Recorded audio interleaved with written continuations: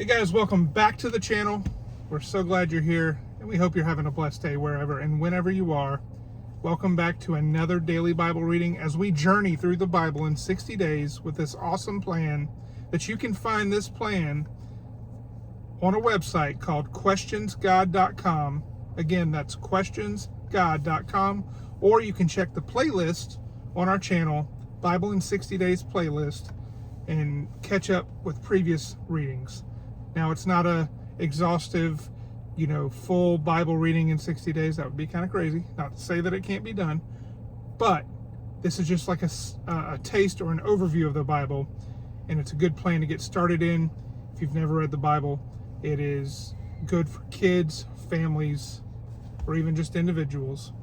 And we're so happy you've chosen to join us. Grab your coffee, grab your Bible, and let's read. And today I'm going to be reading out of the NIV. And like I said, this plan kind of jumps around in order, but jumps around. So we're going to continue. We are now going to be learning about Solomon. And we're going to be reading in 1 Kings chapter 3 and just a handful of verses in chapter 4. We're going to be reading chapter 4, verses 29 through 34. And Ian will read those few verses when we get there. But I'm going to go ahead and start with chapter 3 of 1 Kings, where Solomon asks for wisdom.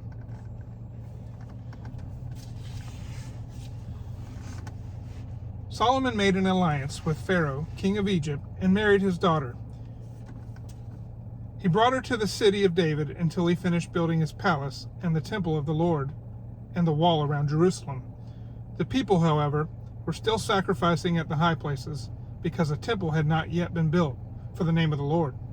Solomon showed his love for the Lord by walking according to the instructions given him by his father David, except that he offered sacrifices and burned incense on the high places. The king went to Gibeon to offer sacrifices, for that was the most important high place, and Solomon offered 1,000 burnt offerings on that altar.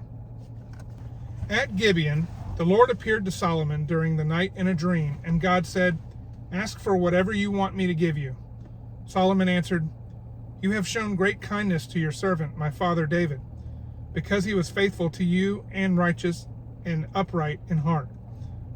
You have continued this great kindness to him and have given him a son to sit on his throne this very day. Now, Lord my God, you have made your servant king in place of my father David. But I am only a little child and do not know how to carry out my duties. Your servant is here among the people you have chosen, a great people, too numerous to count or number. So give your servant a discerning heart to govern your people and to distinguish between right and wrong. For who is able to govern this great people of yours?" The Lord was pleased that Solomon had asked for this. So God said to him, "Since you have asked for this, and not for long life or wealth for yourself, nor have asked for the death of your enemies, but for discernment in administering justice, I will do what you have asked.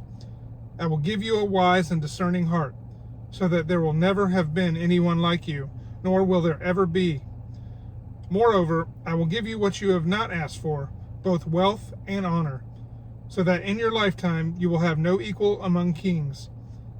And if you walk in obedience to me and keep my decrees and commands, as David your father did, I will give you a long life." Then Solomon awoke, and he realized it had been a dream. He returned to Jerusalem, stood before the ark of the Lord's covenant, and sacrificed burnt offerings and fellowship offerings. Then he gave a feast for all his court. A wise ruling. Now 2 prostitutes came to the king and stood before him. One of them said, "Pardon me, my lord. This woman and I live in the same house, and I had a baby while she was there with me. The 3rd day after my child was born, this woman also had a baby. We were alone. There was no one in the house but the 2 of us. During the night, this woman's son died because she lay on him. So she got up in the middle of the night and took my son from my side while I, your servant, was asleep. She put him by her breast and put her dead son by my breast. The next morning I got up to nurse my son, and he was dead. But when I looked at him closely in the morning light, I saw that it wasn't the son I had born. The other woman said, "No, the living one is my son, the dead one is yours." But the first one insisted, "No, the dead one is yours, the living one is mine." And so they argued before the king. The king said, "This one says, 'My son is alive and your son is dead,' while that one says, 'No, your son is dead and mine is alive.'" Then the king said, "Bring me a sword." So they brought a sword for the king. He then gave an order, "Cut the living child in two and give half to one and half to the other." The woman whose son was alive was deeply moved out of love for her son and said to the king, "Please, my lord, give her the living baby. Don't kill him." But the other said, "Neither I nor you shall have him. Cut him in two." Then the king gave his ruling, "Give the living baby to the first woman. Do not kill him. She is his mother." When all Israel heard the verdict the king had given, they held the king in awe, because they saw that he had wisdom from God to administer justice.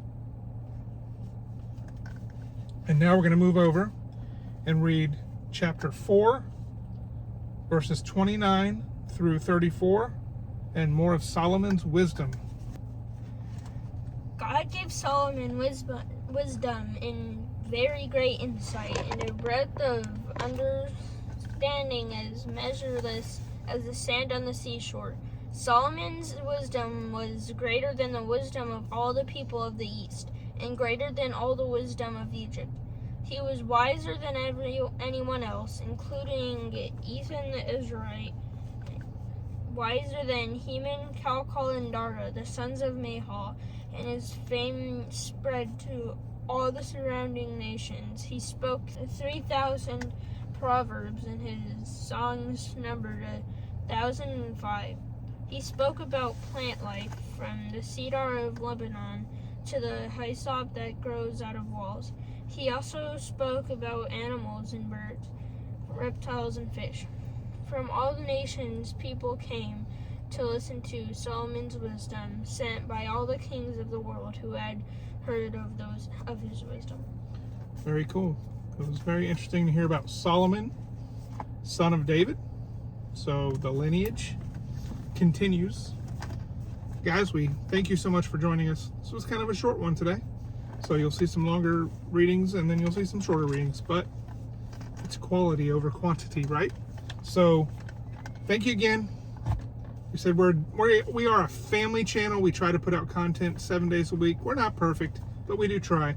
And Monday through Fridays is our Bible readings, and then Saturdays and Sundays are some miscellaneous videos, fun videos, additional Christian motivation, just some different things. So with all that being said, guys,